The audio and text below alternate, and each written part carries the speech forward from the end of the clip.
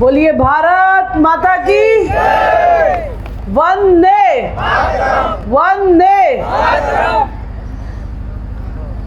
विधानसभा चुनाव 2024 की इस चुनावी सभा में यहाँ उपस्थित भारतीय जनता पार्टी की जिले की महामंत्री और जिन्हें आप अच्छी तरीके से जानते हैं, लंबे समय से जिन्होंने सामाजिक और राजनीतिक क्षेत्र में काम किया है, ऐसी आदरणीय सीताताई रहंगडाले जी, मंडल के अध्यक्ष हमारे भाई संजय बारेवार जी, आदरणीय हमारे श्री मेघनाथ जी पारदी, आदरणीय श्री बिसेन चाचा जिन्हें आपने भी पहले सुना, नगर पंचायत गोरेगांव के हमारे पूर्व अध्यक्ष आशीष भैया, हीराबाऊ रहंगडाले जी, नरेंद्र पटले जी, भूमेश्वर जी, आदरणीय भाऊलाल जी एड़े, आदरणीय एड़े सर, अरविंद जायसवाल जी, मोरेश्वर रहंगडाले जी, मितेश जी, आदरणीय अंकित रहंगडाले जी,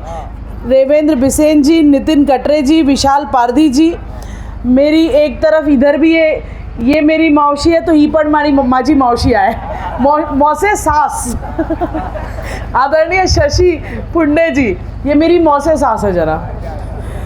आदरणीय हमारी मंडल की अध्यक्ष ताई चित्रकला चौधरी जी, अनीता जी तुरकर, आरती पटले जी, कुशना भाव जी चौधरी, चन्ने सर, चौधरी ताई, सभी हमारे उपस्थित सभी बड़े बुजुर्ग, मेरी सभी मातृशक्ति, बड़ी संख्या में मैं देख रही हूँ हमारे सभी बड़े बुजुर्ग हैं, माताएं हैं, नौजवान साथी हैं।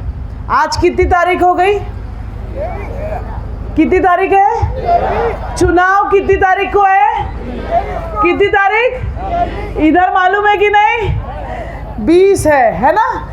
तो मैं कह सकती हूँ हम लोग सब गांव में रहते हैं, ग्रामीण परिवेश में रहते हैं। जब आम पे पक आ जाता है तो बोलते हैं ना, आम पे पाड़ आ गया, बोलते हैं ना, आम पे पाड़ आ गया बोलते हैं। वैसे चुनाव का पाड़ आ गया कि नहीं आ गया? कोई शक? अभी जैसे हम आए हैं, और वैसे तो मैं तिरोड़ा विधानसभा में 2-3 दिनों से घूम रही हूँ, पहले भी आई 3 दिन पहले, उधर तिरोड़ा तरफ थी, आमगांव तरफ थी, लेकिन मेरे को ऐसा लगा कि जब गोरेगांव पहुंच रही थी तो यहाँ सबसे ज्यादा पहाड़ पे आम आ गया है कभी इधर कोई की सभा तो कभी उधर, क्योंकि ये चुनाव है और चुनाव में हर राजनीतिक दल अपने अपने तरीके से अपनी बात रखने के लिए जनता के बीच में जाते हैं। अब लेकिन उसमें भी कई बिरादरी होती है कुछ लोग ऐसे होते हैं जो सिर्फ चुनाव के समय मैदान में दिखते हैं, लेकिन कुछ राजनीतिक दल ऐसे हैं, हमें गर्व है कहते हुए कि हम जिस राजनीतिक दल के लोग हैं, हमारी पार्टी का कार्यकर्ता सिर्फ चुनाव के समय मैदान में रहता है, ऐसा नहीं है। चाहे हम बड़े नेताओं की बात कर ले, आपके आमदार साहब की बात कर ले, अन्य हमारे संगठन के लोगों की बात कर ले, सारे लोग चुनाव है तो जनता के बीच और साथ खड़े हैं, और नहीं है तो साथ खड़े हैं। और इसलिए जब हमको लोकतंत्र के इस पर्व में अपना मतदान देने की ज़रूरत है तो बहुत ज़्यादा सोच समझकर देने की ज़रूरत है। और मुझे ऐसा लगा, अभी आशीष भैया कह रहे थे कि मौसम ताई हमारे मामा के गांव की है, तो आज मैं अपने मामा के गांव में हूँ और इसलिए जब मैं बोरगांव आ रही थी, बोरगांव तो सब जानते हैं, बोरगांव मेरे मामा का गांव है, रामभाव जी, स्वर्गीय रामभाव जी ठाकुर मेरे नाना, और तो मेरे साथ मेरी मम्मी श्रीमती रेखा बिसेन जी भी आई हैं। और एक और परिचय जो आप सब इस बात से आश्चर्य हो जाएंगे कि इस क्षेत्र से लंबे समय 15 साल आमदार रहे स्वर्गीय श्री पीडी रहंगडाले जी साहब, याद है? उनकी पुत्रवधू मेरी मौसी छायाबाई रहंगडाले भी आज आपके बीच में है। एक बार जोरदार तालियों से उनका भी स्वागत होना चाहिए। मैं आपसे कह रही थी कि मामा का गांव तो सबको प्यारा होता है, शुरुआत तो आशीष भैया ने बोल ही दिए, तो मुझे भी ऐसा लगता है कि मेरे गांव मामा के गांव का भी अच्छी खुशहाली हो और अच्छे हाथों में कमान हो। ये पहली बार नहीं है कि मैं यहाँ आई हूँ, मैं कई बार यहाँ से आना जाना लगा रहा है। 2014 में भी जब विजय भाऊ चुनाव लड़ रहे थे तब भी हम सब ने प्रयास किया, अपनी तरफ से पूरी ताकत लगाई कि हमारा प्रत्याशी हमारे विजय भाऊ जीत के जाए। और आप सबको मैं धन्यवाद देती हूँ, साधुवाद देती हूँ कि भरपूर प्यार और स्नेह आपने विजय भाऊ को देकर उनको आमदार बनाने का काम किया है। जो लोग पैराशूट लैंडर होते हैं ना, सीधे आसमान से उतरे, ऐसे ही कुछ यहाँ दिख रहे हैं। न पंचायत समिति सदस्य, न सरपंच, न बीडीसी, हम बीडीसी बोलते हैं, जनपद सदस्य, न जिला परिषद सदस्य, लेकिन सीधे चाह रहे हैं कि गोरेगांव तिरोड़ा की चाबी हमारे हाथ में आ जाए। अब एक बात बताओ, इतने भी शाने लोग बैठे, मेरी बहनें बैठी है, माताएं बैठी है, अगर अपने को अपने घर की बेटी की शादी करना है, घर की बेटी की या बेटे की शादी करना है, बेटी भी जाएगी तो अच्छे घर जाना चाहिए, बहू भी अच्छी आना चाहिए कि नहीं आना चाहिए, तभी तो अपन अपने कुंजी तिजोरी की चाबी उनको देंगे, है कि नहीं। तो ऐसे ही किसी को दे दोगे क्या? किसी को ऐसे ही दे दोगे? जब घर की तिजोरी की चाबी देने की बारी आएगी तो हम सोचते समझते हैं कि नहीं? सोचते हैं कि नहीं, बताओ। देखो, मैं आऊंगी लच्छेदार भाषण दे के चली जाऊंगी, इससे कोई फर्क नहीं पड़ता, हमारी बातचीत होनी चाहिए। बताओ आजी भाई, तुम ही सांगा, अपन चाबी किसको देते हैं? जो समझदार हो, जो आपकी सेवा, अभी आपकी बहू की बारी आएगी तो बोले कुछ नहीं, बुढ़ापे में मेरी सेवा करे, ऐसी ही मेरी बहू आना चाहिए, अभी आ गई होगी, ऐसे ही बोलते हैं ना। अब जब बात गोरेगांव विधानसभा के विकास की चाबी देने की है तो आप एक नौसिखिया को दोगे कि एक ऐसे आदमी को दोगे जिसने पंचायत समिति के सदस्य के रूप में काम किया है, जिसने जिला पंचायत में रहकर काम किया है, और एक बार नहीं, क्योंकि पहली बार कोई जीतता है तो बोलते हैं अरे एक बार मौका दे दो, नया चेहरा है कि नहीं, जिता दो। दूसरी बार अपने काम के आधार पर जीतता है, और आपने विजय भाऊ को 2019 में भी जिताकर भेजा, इसीलिए भी आपका धन्यवाद। और ये चुनाव सिर्फ जीत और हार का नहीं है, ये चुनाव जीत और हार का है ही नहीं, महाराष्ट्र में महायुति की सरकार बनने से कोई रोक नहीं सकता है। इसलिए मैं आपसे कहने आई हूं, अभी तक आपने विजय भाऊ पंचायत समिति के सभापति को देखा, विजय भाऊ जिला परिषद के सभापति को देखा, आमदार विजय भाऊ को देखा, अब नामदार देखना है कि नहीं? कितने लोगों को नामदार देखना है बताओ, जरा हाथ उठा के बताओ, नामदार देखना है कि नहीं? तो बस जब नामदार विजय भाऊ रांगडाले के लिए हमको चुनाव लड़ना है तो शांति से बैठना पड़ेगा क्या? इसलिए इस निवेदन और अनुरोध के लिए मैं आई हूं कि मुझे नहीं लगता गोरेगांव तिरोड़ा, पहले की गोरेगांव और तिरोड़ा में कोई नामदार रहा है क्या? मेरी जानकारी में नहीं रहा ना। तो अब नामदार की हमको नामदार की कसम खाना है कि नहीं कि हमको विजय भाऊ को नामदार बनाना है। और इसलिए अब होता ये है कि जब चुनाव आता है, जैसे बरसात होती है ना, बरसात होती है तो कई मेंढक निकल कर आ जाते हैं, बरसाती मेंढक, वैसे ये चुनाव की बारिश शुरू हो गई, कई निकल कर आएंगे। जब कभी पहले उनसे बात करी होगी, अगर आपने बोला होगा भैया राम राम, तो पता नहीं मुड़ के देखा भी कि होगा कि नहीं देखा होगा।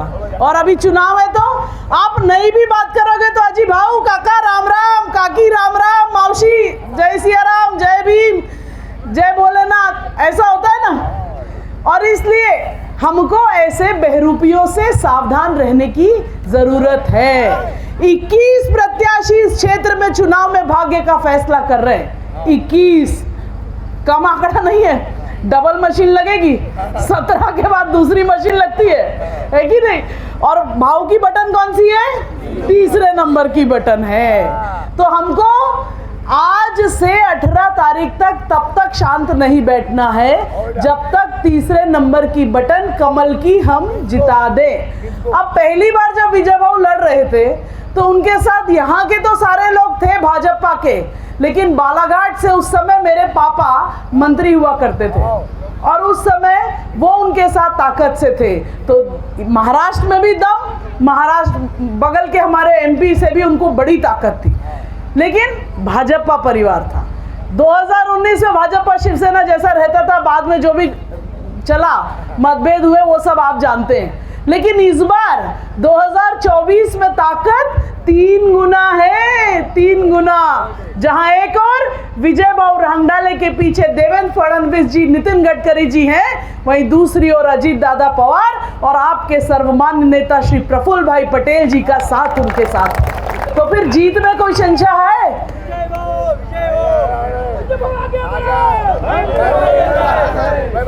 वैसे ही शिवसेना के हमारे एकनाथ शिंदे साहब, उनकी भी पार्टी का पूरा साथ है और बहुत सारे लोगों की नजर इस गोंदिया भंडारा जिला क्षेत्र में है। और पिछली बार जब हम लोग चुनाव में गए तो इस लोकसभा क्षेत्र में सिर्फ एक कमल खिला था और आपके गोरेगांव तिरोड़ा में खिला था और विजय भाऊ रंगडाले के रूप में खिला था। तब भी मैंने कहा था, लेकिन कुछ कसक रह गई थी और इसलिए मैं आपसे कहने आई हूं, एक तरफ महायुति है, भारतीय जनता पार्टी, राष्ट्रवादी कांग्रेस, शिवसेना, वहीं दूसरी ओर महाराष्ट्र विकास आघाड़ी के नाम पर उनके दल हैं। कोई सिद्धांत, कोई नीति नहीं, कोई नियत नहीं। और हमें गर्व होता है कहते हुए कि एक और भारतीय जनता पार्टी और उनके गठबंधन की सरकारें, उनके लोग हैं। हमारे पास नीति है, हमारे पास नियत है, हमारे पास नेतृत्व है। नीति ऐसी कि हमें समाज के अंतिम छोर का विकास करना। अभी हमारी मौसी और बहुत से लोग कह रहे थे कि लोग सरकार की योजनाओं का लाभ तो ले लेते हैं, लेकिन मतदान करते समय उसको भूल जाते हैं। और इसलिए, लेकिन हमारी नीति और नियत ऐसी है कि जो दे उसका भी भला, जो ना दे उसका भी भला।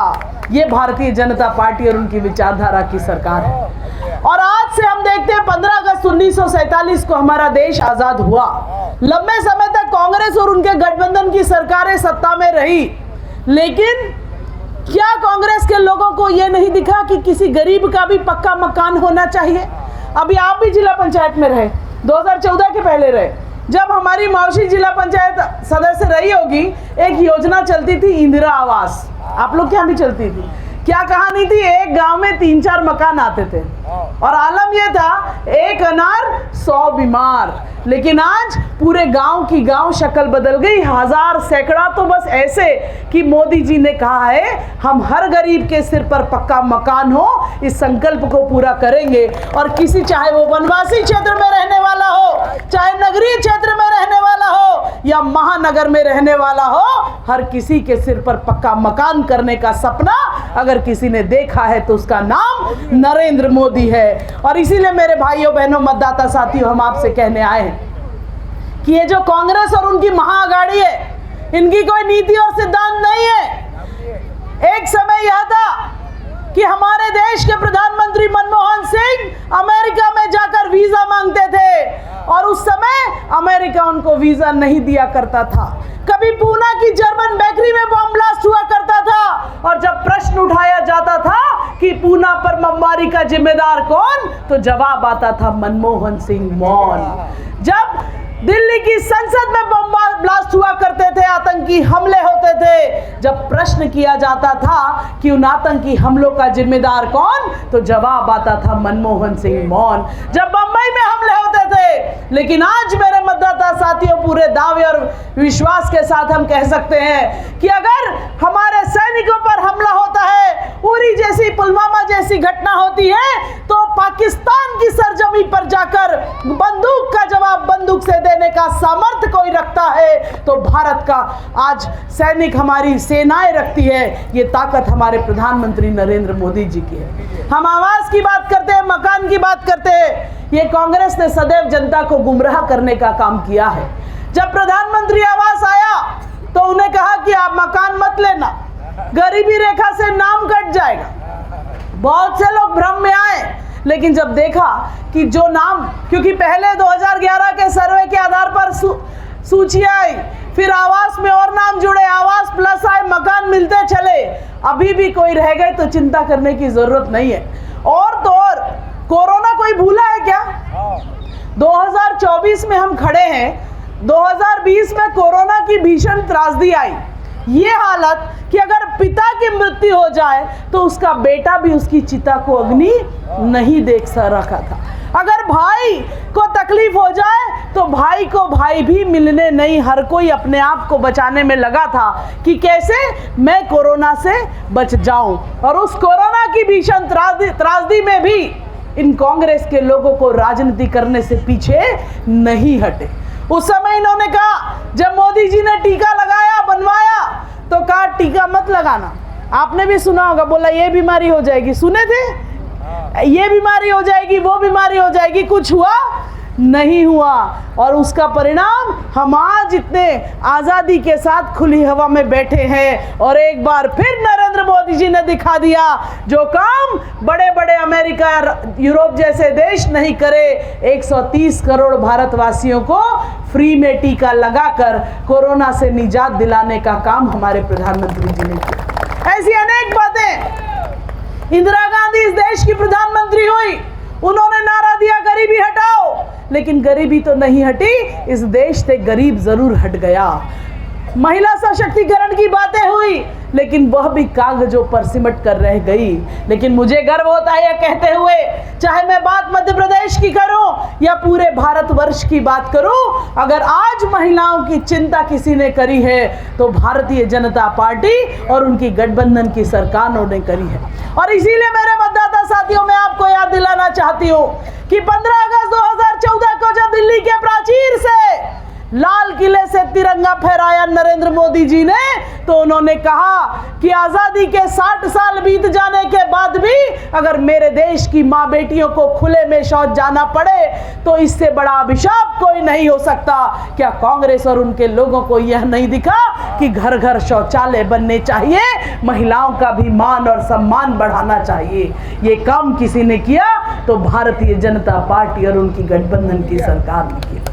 आप में से बहुत सी बहनें आप बचत घर से जुड़ी होगी, स्व सहायता समूहों के माध्यम से आप सबको आर्थिक प्रगति हो, इस दिशा में आगे ले जाने का काम किसी ने किया तो उसका नाम भी नरेंद्र मोदी जी है। और अभी अभी हम जानते, पंचायत के चुनाव हो, नगरीय निकाय के चुनाव हो, अगर 100 सरपंच पुरुष होंगे, उसमें से 100 सरपंच चुने जाएंगे तो 50 महिला 50 पुरुष, यह भी तय किया। और उसके साथ ही अभी सीता ताई भी कह रही थी, अब तो ये तय कर दिया कि जब आने वाले इलेक्शंस होंगे तो अगर 100 आमदार के चुनाव होंगे तो 33 मेरी माताएं होंगी। नारी शक्ति वंदन अधिनियम करके ये साबित कर दिया कि नर के बराबर नारी होगी, तभी भारत आगे बढ़ेगा। हम भगवान भोलेनाथ की उपासना करते हैं।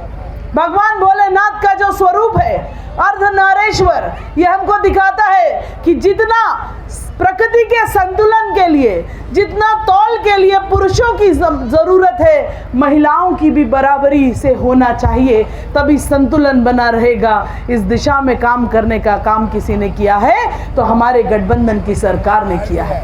और अभी तो क्या कहना साहब, मैं मध्य प्रदेश से आती हूँ।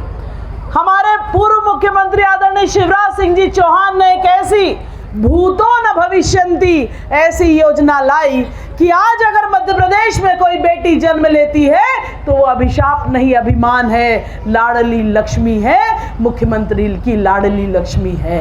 और मध्य प्रदेश में ही उन्होंने 2022 में लाडली बहना योजना की शुरुआत करी है। और मुझे खुशी है कि अब महाराष्ट्र में भी जुलाई से लाडली बहना की शुरुआत। इसके पीछे सोच क्या है? इसके पीछे सोच है कि छोटी छोटी ज़रूरतों के लिए बहनों को दूसरों पर निर्भर न रहना पड़े। अभी 2 दिन पहले परसों देवरी में इस प्रदेश के उप मुख्यमंत्री आदरणीय देवेंद्र फडणवीस जी की सभा थी। शिवराज जी को हमने बहुत बार सुना है, देवेंद्र जी का भी कहना था कि इस योजना के पीछे सोच यही है कि महिलाएं इससे, क्योंकि एक बार एक बहन मिली, उससे मैंने कहा भाई इस पैसे से आप क्या करोगे? तो कहा इस पैसे से हम अपना इलाज करेंगे। किसी ने कहा बच्चों की पढ़ाई में खर्च करेंगे। किसी ने कहा मेरे बच्चों को दूध की व्यवस्था नहीं होती, उसमें उपयोग करेंगे। किसी ने कहा अब तो मेरे मोबाइल के रिचार्ज की टेंशन खत्म हो गई, उसमें उपयोग करेंगे। हमारे यहाँ तो 1250 मिलता है, यहाँ 1500 से शुरुआत हुई है। और अब महायुति ने कह दिया कि हमारी सरकार आएगी तो लाडली बहना को हम 2100 देने का काम करेंगे। लेकिन यहाँ भी कांग्रेस के लोग बाज नहीं आए, कांग्रेस और महाअघाड़ी के लोग बाज नहीं पहले इनको इसके खिलाफ आवाज उठाया करते थे। कल मैं सुन रही थी कांग्रेस के एक नेता गोंदिया में सभा ले रहे थे। वो न जाने किस मुंह से कुछ बातें लोकतंत्र की कर रहे थे, महिला सशक्तिकरण की कर रहे थे, बाबा साहब अम्बेडकर के दिए संविधान के नाम पर एक किताब का ढोंगी नाटक कर रहे थे। मैं आपके माध्यम से उनको कहना चाहती हूँ कि आपकी सरकार तेलंगाना में भी है, आपकी सरकार अन्य राज्यों में भी है। अरे नकल के लिए अकल की भी तो जरूरत होती है। अगर भाजपा ने लाडली बहना लाई तो थोड़ी अकल तो लगाओ। नकल के लिए अकल के बिना काम नहीं हो सकता, ये जनता है, सब जानती है। अगर आज जो दे रहा उसको हम पूजेंगे, जो आज दे रहा। अच्छा, आप में से कितने लोग चाहते हैं लाडली बहना योजना चले? सब लोग चाहते हो ना? अब जो दे रहा है उसको हम मानेंगे कि जो ख्याली पुलाव पका रहा है कि हम आएंगे तो देंगे। क्या है महाअघाड़ी के पास? दिल्ली में अगर कोई बैठा है तो हमारी एनडीए की सरकार नरेंद्र मोदी की सरकार बनी है। मैं पूछना चाहती हूँ इस मंच के माध्यम से महाअघाड़ी के हमारे लोगों से कि जब 2004 से 2014 तक दिल्ली में सोनिया गांधी, मनमोहन सिंह की सरकार थी और प्रदेश में शरद पवार और उनकी गठबंधन की सरकार थी कि नहीं? गलत तो नहीं कह रही? 2004 से 14 दिल्ली में भी कांग्रेस और गठबंधन की सरकार, यूपीए की सरकार, और महाराष्ट्र में भी कांग्रेस और गठबंधन की सरकार। लेकिन हम जब बात करते हैं, हम सिर्फ हवा में तीर चलाने का काम नहीं करते, हम प्रमाण के साथ बात करते हैं। और हम उस कुल से आते हैं कि रघुकुल रीत सदा चली आई, प्राण जाई पर वचन न जाई। ये योजना आपके लिए चल रही है, चलती रहेगी। आप जैसा आशीर्वाद देंगे ये योजना आने वाले समय तक चलती रहेगी। मैं आपको बता रही थी कि कांग्रेस की सरकार केंद्र में भी थी, कांग्रेस की सरकार राज्य में भी थी, और जब मैंने आंकड़े देखे तो वो 10 साल में केंद्र की सोनिया और मनमोहन सिंह की सरकार ने राज्य को कितना विकास के लिए पैसा दिया, तो 1,91,000 करोड़ उन 10 सालों में कांग्रेस की ही दिल्ली और प्रदेश की सरकार ने दिया। लेकिन अगर हम आज के आंकड़े की बात करते हैं कि जब 2014 से 24 10 साल दिल्ली में नरेंद्र मोदी जी हैं, और हम निकालते हैं हिसाब कि मोदी जी ने कितना पैसा महाराष्ट्र के विकास के लिए दिया, तो आंकड़ा आता है 10,15,820 करोड़। ये है नरेंद्र मोदी जी की सरकार। और इसीलिए मेरे मतदाता साथियों, हम आपसे कहने आए हैं कि कांग्रेस धोखा है, महाअघाड़ी धोखा है, धक्का मारो मौका है। आज हमको बड़ा सोच समझकर फैसला करने की जरूरत है। हम सबको बहुत विचार विमर्श करने की जरूरत है, क्योंकि एक भूल, अभी लोकतंत्र बचाने की बात राहुल गांधी जी करते हैं। मैं आपके माध्यम से याद दिलाना चाहती हूँ, जब इस देश में इमरजेंसी लगी और उनकी पूजनीय दादी इंदिरा गांधी जी ने इमरजेंसी लगाई, जबरन नसबंदी कराने का काम किया, तो लोकतंत्र की हत्या वो थी या आज घर घर शौचालय, घर घर बनाकर एक अच्छा सुशासन देने का काम नरेंद्र मोदी और उनकी सरकारों ने किया। लोकतंत्र कौन चला रहा है? ये जनता है, सब इस बात को जानती है। और इसीलिए कल वो जनगणना की बात कर रहे थे, कहते हम जातिगत जनगणना कराएंगे। मैं आपको बताना चाहती हूँ कि आज तक जितनी बार जनगणना हुई है, इन्हीं की सरकार और इनके गठबंधन की सरकार रही है। 2011 में यूपीए की सरकार थी। पहली बार नरेंद्र मोदी जी की उपस्थिति में अगर जनगणना होगी तो होने जा रही है। गुमराह करने का, भ्रम फैलाने का भी एक दायरा होता है। जब इनकी सरकार थी तब इनको जातिगत जनगणना की बात नहीं दिखी। ये आरक्षण की बात करते हैं, 50% आरक्षण वर्तमान में है, माइनॉरिटी को आरक्षण देने की बात करते हैं। आखिर किसके हक को मिटाने की बात कर रहे हैं? हमारे अनुसूचित जाति, हमारे अनुसूचित जनजाति और हमारे ओबीसी के लोगों को के हक को कम करने की बात करने वाले ऐसे राहुल गांधी जी को हमको औंधे मुंह पटकनी देने की जरूरत है। और इसलिए मैं आपसे कहने आई हूं कि चुनाव में जीत और हार नहीं है। ये चुनाव सिर्फ जीत और हार का नहीं है। नरेंद्र मोदी जी एक संकल्प के साथ आगे बढ़ रहे हैं। अभी हमने आजादी की 75वीं वर्षगांठ मनाई। अगर हम 2047 में जब आज़ादी की 100वीं वर्षगांठ मनाएंगे तो मोदी जी का कहना है कि हम विकासशील भारत नहीं, हम विकसित भारत के रहवासी कहलाएं। और इसलिए हमें भारत को विकसित बनाना है। तो उनका कहना है मेरी सिर्फ 4 जातियां हैं। उनका कहना है मेरी सिर्फ 4 जातियां हैं, महिला, किसान, गरीब और युवा। और इसीलिए आप देख सकते हैं जो महायुति का संकल्प है, क्योंकि इस देश की आर्थिक राजधानी, इकोनॉमिकल कैपिटल ऑफ इंडिया हमारा महाराष्ट्र मुंबई है। और जब हमारी आर्थिक जो राज्य है मजबूती की दृष्टि से वो अच्छे हाथों में होगा तो भारत को आगे ले जाने में और सुगमता जाएगी। और इसीलिए मोदी जी चाहते हैं कि 2047 में हम विकसित भारत बने। और इसलिए हमें इस देश की अस्मिता को बचाना है। इस देश को अनेक तरीके से अनेक ताकतें तोड़ने का प्रयास कर रही है। कुछ लोग जाति धर्म के आधार पर तोड़ने का काम कर रहे हैं। लोग भारतीय जनता पार्टी को धर्मनिरपेक्षता का आरोप लगाते हैं। मैं इस मंच के माध्यम से आपको बताना चाहती हूं कि जब अटल बिहारी वाजपेयी, क्योंकि भारतीय जनता पार्टी को मुस्लिम विरोधी बताया जाता है, भारतीय जनता पार्टी को अनुसूचित जाति विरोधी बताया जाता है, भारतीय जनता पार्टी को अन्य अन्य तरीके से आरोप लगाने वाले लोगों को मैं जवाब देना चाहती हूं कि अगर इस देश में अटल बिहारी वाजपेयी की सरकार बनती है तो एपीजे अब्दुल कलाम भारत के राष्ट्रपति बनते हैं। जब इस देश में नरेंद्र मोदी जी की सरकार बनती है तो अनुसूचित जाति के रामनाथ कोविंद भारत के राष्ट्रपति बनते हैं। जब दूसरी बार नरेंद्र मोदी जी की सरकार बनती है तो अनुसूचित जाति की एक आदिवासी महिला महामहिम द्रौपदी मुर्मू जी भारत की राष्ट्रपति बनती है। ये भारतीय जनता पार्टी है। और इसीलिए हम सब जो मूल मंत्र के साथ काम करते हैं कि सबका साथ, सबका विकास, सबका विश्वास और सबका प्रयास। और आज हम सबको सामूहिक एकता के साथ आगे आने की जरूरत है। एक बीच में लोकसभा में लोगों ने नारा दिया कि अरे भाई अगर 400 पार कर लेंगे तो ये लोग संविधान बदल देंगे।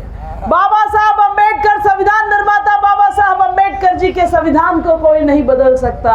और अगर कांग्रेस के राहुल बाबा आकर संविधान की बात करते हैं, मैं पूछना चाहती हूं उनसे कि बाबा साहब अंबेडकर जी ने इसी भंडारा लोकसभा क्षेत्र से अपना चुनाव लड़कर लोकसभा में जाने का अपना मार्ग प्रशस्त किया था, लेकिन वहां भी बाबा साहब को रोककर लोकसभा में जाने के रोकने के लिए जवाहरलाल नेहरू जी ने अपना प्रत्याशी उतारा और वो वहां पर लोकसभा जीतने से रह गए। आप सब जानते हैं इस बात को। तो बाबा साहब के साथ चलने वाली पार्टी कौन सी है, थी और रहेगी, तो वो भारतीय जनता पार्टी और उनकी गठबंधन की पार्टियां हैं।